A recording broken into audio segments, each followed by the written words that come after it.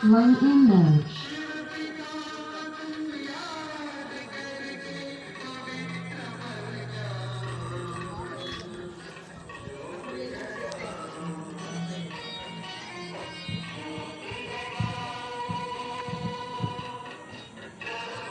ఇప్పుడు మన జ్యోతి స్వరూపుడైన మంగళకరమైన మంగళమయ దీపాన్ని వెలిగించాము.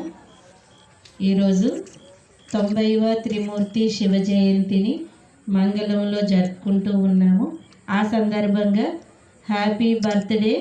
బర్త్డే అనగానే గుర్తొచ్చేది ఏంటి? బర్త్డే అనగానే గుర్తొచ్చేది కేక్.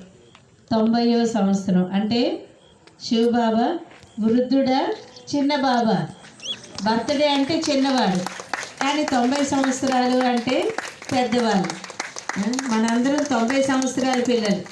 ఎందుకంటే బాబా సృష్టికి వచ్చినప్పుడే ఇంతమంది నా పిల్లలు అవుతారు అని సంకల్పం చేసేశారు. సాకారంలో ఒక్కొక్కరు ఒక్కొక్కసారి బాబాని గుర్తించాము, కానీ సంకల్పం యొక్క రచన అయితే మనందరి జ్ఞానం యొక్క ఆయుష్ 90 సంవత్సరాలు. 90 సంవత్సరాల నుండి జ్ఞానంలో ఉన్నాం మేము అని చాలా నషాగా చెప్పుకోవచ్చు.